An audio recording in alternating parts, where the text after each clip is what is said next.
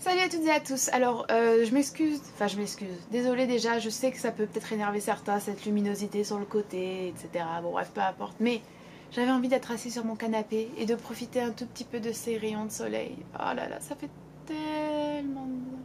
Je tiens aussi à préciser que je ne veux offenser personne dans cette vidéo, que je ne veux rabrouer personne, que je n'ai rien mal pris, que je n'ai pas mal pris quoi que ce soit, aucun commentaire qui m'a été laissé à ce sujet-là honnêtement.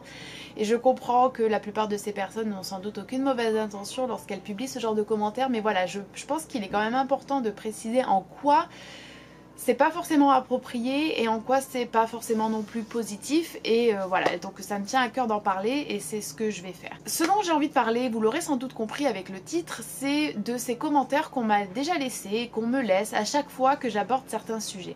Ces sujets, ce sont, si je parle de mal-être vis-à-vis voilà, de l'environnement dans lequel je vis, avec tous ces stimuli, avec tous ces transports, avec tous ces bruits, avec toute cette présence enfin, de la foule entre guillemets, ou alors quand je parle de mes difficultés à rencontrer de nouvelles personnes et à forcément créer des nouvelles relations et des nouvelles amitiés, ou lorsque je parle de mon anxiété, du stress de la vie de tous les jours, ou lorsque j'en parle, quand je dis anxiété, je précise, ce sont mes troubles anxieux qui ont été diagnostiqués par des professionnels de santé à 2 reprises, et c'est très important de le préciser, je reviendrai là-dessus dans la vidéo, vous inquiétez pas. Et lorsque je parle de ça, en fait, dans mes vidéos, j'ai toujours quelques commentaires, c'est pas non plus une majorité de commentaires, mais j'en ai quand même quelques-uns qui viennent me dire que je ressemble ou que je présente des traits qui ressemblent fortement au syndrome Asperger, que même sont Asperger et qu'ils se reconnaissent beaucoup dans ce que je dis, ou qu'ils connaissent quelqu'un qui est Asperger et que ça leur fait penser à tatata. Je reçois également des messages personnels, ce qui est... ouais, je sais pas. J'allais dire ce qui est peut-être un peu mieux, mais en fait non. Qui me disent exactement la même chose. Alors s'ajoute à Asperger également les questions de zèbre et de surdoué. Alors j'ai déjà parlé de ça en détail, même si c'est pas du tout la même chose. Hein. J'ai déjà exprimé tout mon scepticisme et tout mon peu d'enthousiasme vis-à-vis de ces nouveaux termes que sont zèbre et ces idées de surdouance, etc. Je passe pas du tout Asperger dans la même catégorie, étant donné qu'Asperger c'est un des troubles de l'autisme, d'accord. J'avais quand même envie voilà, de répondre à ça de manière globale, donc d'englober tout ça, mais plutôt quand même sur Asperger parce que c'est ce qui revient quand même assez fréquemment, même si la surdouance revient aussi, mais j'en ai déjà parlé. J'ai jamais fait de test de ce genre, de toute manière les tests de QI ne sont quand même pas habilités à, évaluer et calculer toutes les formes d'intelligence, donc pour moi ça a vraiment très peu de valeur. Je vois pas du tout l'intérêt de brandir en ce moment, je trouve depuis quelques années, cette idée de surdouance à tout bout de champ sans en faire quoi que ce soit, sans que ça permette de produire quoi que ce soit de positif, de productif, de créatif, de peu importe quel adjectif amélioratif vous voulez apposer. Pour moi non, c'est vraiment... juste le fait de se dire voilà, surdouance, comme si ça expliquait tout, et je trouve que c'est vraiment pas le cas, et je pense qu'il y a beaucoup de gens aussi qui s'autodiagnostiquent, et vous connaissez mon opinion sur les autodiagnostics, donc bon bref, voilà, pareil pour zèbre.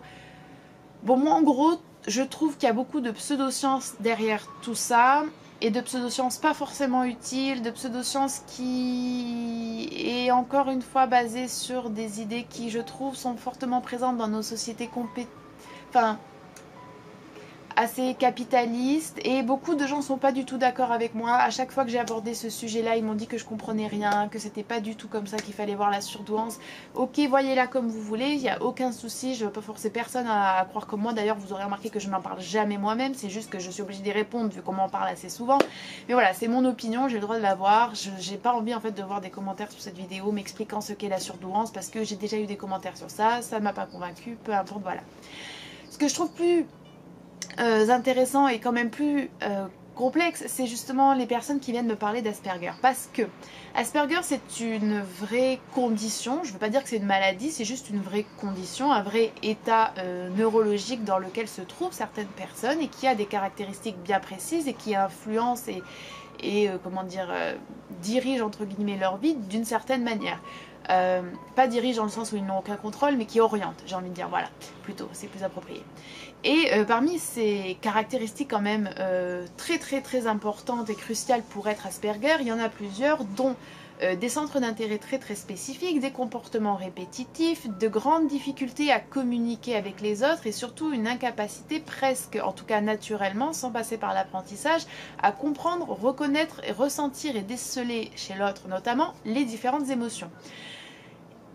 Et en fait, quand vous lisez ça, enfin, si normalement vous avez regardé un ensemble de mes vidéos, juste lorsque j'énumère cette liste, vous devriez vous rendre compte que c'est à l'opposé de ma personnalité. C'est à l'opposé, mais totalement à l'opposé de tout ce que je suis. Bah, premièrement, je n'ai pas d'intérêt très spécifique. Je suis intéressée par absolument, quasiment absolument tout. Je n'ai jamais eu de comportement répétitif ou presque de l'ordre, pas de l'obsession, mais vraiment ces schémas. J'ai jamais eu ça de toute ma vie. Difficulté à communiquer, jamais. C'est pas parce que je vous dis que je suis angoissée à l'idée de sortir et à l'idée de rencontrer des gens que c'est la communication qui me pose problème. Je pense que quand même, au vu de mes vidéos, si vous avez déjà vu certains de mes vlogs, si vous savez le métier que j'ai eu par le passé, ce serait quand même assez étrange que j'ai des difficultés à communiquer. Et je n'ai vraiment pas de difficultés à communiquer, au contraire, et je suis quelqu'un de très avenante en général. Je peux parler à des inconnus dans la rue, je peux faire des discussions dans les transports. Ça n'a rien à voir. Mes troubles anxieux n'ont rien à voir avec ce genre de choses. Et je pense que quand même le point le plus important, c'est cette idée de ne pas comprendre et de ne pas pouvoir voir, comprendre, ressentir, déceler les émotions chez les autres. En fait, si vous voulez, j'en parle pas non plus parce que comme comme je l'ai déjà dit dans quelques vidéos, j'aime pas accumuler les étiquettes, mais en fait, un trait de ma personnalité, c'est vraiment l'empathie. Je suis extrêmement empathique au point que c'est parfois un petit peu problématique. En général, je peux rentrer dans une pièce et sentir si quelqu'un va mal, si quelqu'un va bien. Je repère immédiatement ou presque chez quelqu'un lorsqu'on parle les signes de gêne, les signes de honte, les signes de envie d'en dire plus, le moment où les gens sont un peu mal à l'aise, enfin tout ce genre de choses. Je suis vraiment quelqu'un d'extrêmement empathique et je ressens les émotions des autres de manière extrêmement forte, ce qui est d'autant plus épuisant en fait. Donc je suis totalement à l'opposé du syndrome Asperger. Et c'est pas tant en fait de me dire, de vous expliquer que je ne le suis pas qui est important, c'est plutôt le fait de vous montrer à quel point des diagnostics, ce que moi j'appelle des diagnostics sauvages, peuvent être totalement inutiles et entre guillemets incorrects à côté de la plaque. Et pourquoi est-ce que c'est à mon sens dangereux? C'est parce que moi je vous parle et je sais ce que je suis et je me connais et j'ai effectué voilà, un travail de thérapie et donc je sais aussi quelles sont les difficultés que je rencontre personnellement. Donc ces diagnostics qu'on me lance de manière plus ou moins affirmé, d'accord, parce que des fois c'est quand même très très affirmé, c'est limite je sais mieux que toi ce que tu es, ne me perturbe pas dans qui je suis, d'accord, je vais pas me remettre entièrement en question, je vais pas me dire ah oui c'est vrai ceci cela, mais c'est pas le cas de tout le monde forcément en fait. Vous voyez, quand vous avez quand même plusieurs personnes qui vous disent ça, au bout d'un moment vous pouvez peut-être vous poser des questions si vous n'êtes pas sûr de qui vous êtes et si vous comprenez pas le fait que les personnes ont vraiment une écoute très sélective, d'accord? Que je trouve également très malvenue en fait, et ce qui me pose aussi problème, c'est le fait que dans toutes les vidéos où j'aborde ces sujets, je dis que j'ai été diagnostiquée avec des troubles anxieux. Et je trouve qu'il y a quand même un énorme problème quand on est quelqu'un qui se revendique, c'est pas le bon terme, mais quand on est quelqu'un qui dit en tout cas dans le commentaire être Asperger ou dire qu'on connaît quelqu'un qui est Asperger et donc on a une certaine quand même expérience comment dire, des personnes qui ont un fonctionnement atypique ou qui sont pas forcément acceptées par la société ou des personnes qui souffrent quand même des stigmas, de la stigmatisation qui existe autour de toutes ces questions de comportement neurologique et de santé mentale et de venir en fait totalement, comment on dit, dismiss, ignorer et presque balayer d'un revers de la main comme ça la condition ou en tout cas les troubles psychologiques que j'ai et dont je vous parle, ce qui n'est déjà pas facile, pour venir apposer un diagnostic sauvage sur une vidéo produite à un moment T où bien évidemment je ne partage pas l'étendue de ma vie. Mais moi je trouve ça extrêmement malvenu et très problématique en fait. C'est-à-dire quoi? Que les troubles anxieux ça n'existe pas, que les troubles anxieux ça ne vaut rien, que je n'ai pas été bien diagnostiquée, que je ne me connais pas, que tout le travail de thérapie que j'ai fait ne sert à rien et que je suis dans le faux.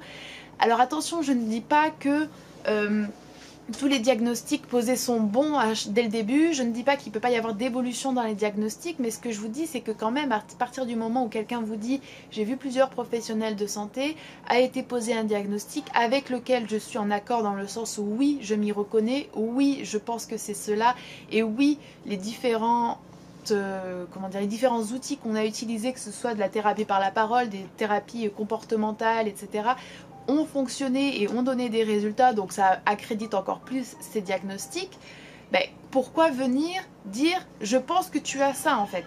Et alors que d'autant plus, justement, le syndrome Asperger, c'est quelque chose qui est très peu reconnu, où il y a quand même une grande méconnaissance... Enfin, il y a une grande méconnaissance qui entoure ce sujet-là. Il y a un gros déficit de diagnostic, notamment chez la population féminine. Enfin bon, bref.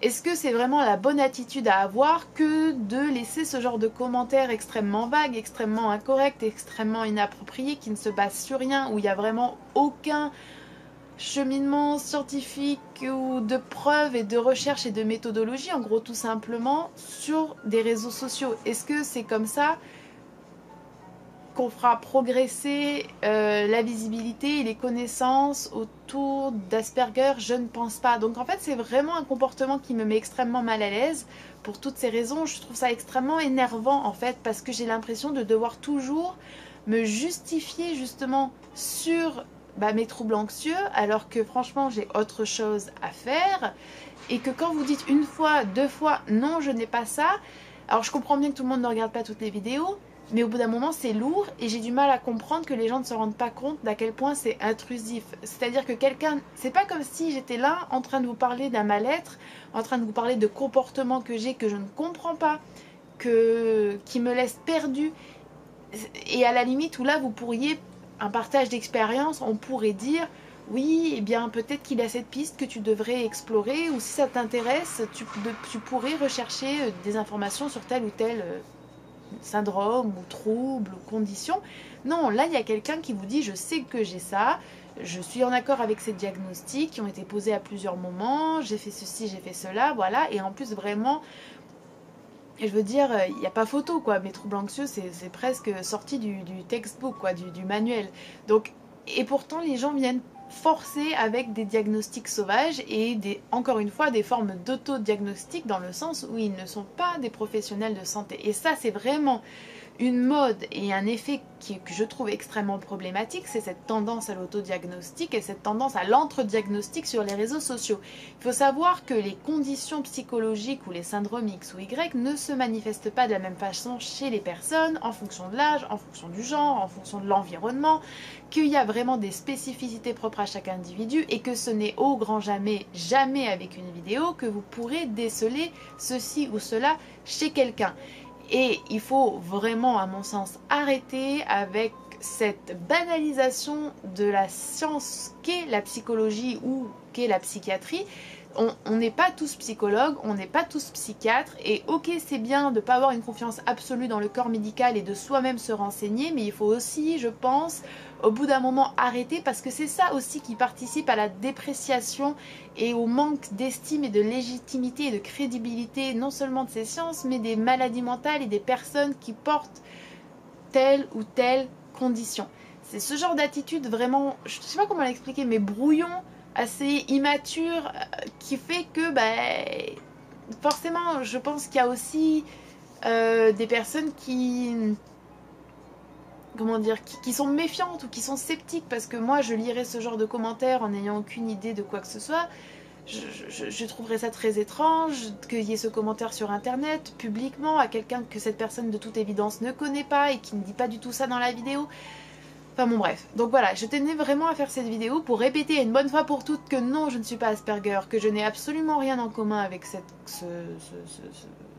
manifestation de l'autisme, et que c'est desservir les personnes qui ont le syndrome Asperger que de poser ces diagnostics sauvages totalement incorrects, Et que c'est également, je trouve, très intrusif et que c'est pas du tout un sentiment agréable en fait de voir que son expérience, sa connaissance de soi, les efforts qu'on a fait et les diagnostics qu'on a reçus avec lesquels on est en accord sont niés par des personnes qui ne vous connaissent pas et qui se permettent de commenter parfois avec un ton limite, limite désagréable et limite peu approprié, je trouve. Voilà.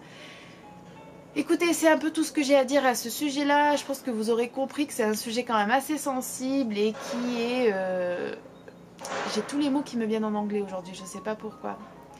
Qui est quand même lié à beaucoup d'autres problématiques qui ont quand même à faire, je pense, avec les réseaux sociaux et une certaine culture des réseaux, ou en tout cas de comment on gère les maladies ou les conditions mentales et psychologiques en ligne avec lesquelles je suis pas du tout en accord, et je pense ça que j'ai déjà exprimé dans plusieurs vidéos. N'hésitez pas à me dire si vous avez voilà, des retours d'expérience sur ça, ou si c'est quelque chose que vous-même vous avez constaté, mais je pense qu'on est, j'espère ne pas être la seule à l'avoir constaté. Je sais que Marie de Réflexion Faite avait également posté plusieurs fois sur la question de la surdouance, parce qu'elle aussi on lui rabâchait les oreilles avec cela, et je pense qu'elle a à peu près la même idée que moi sur le sujet. Voilà. Écoutez, j'espère que cette vidéo vous aura intéressé, j'espère en tout cas qu'elle aura vraiment offensé personne, mais j'espère qu'elle aura clarifié certaines choses, et je vous dis à la prochaine!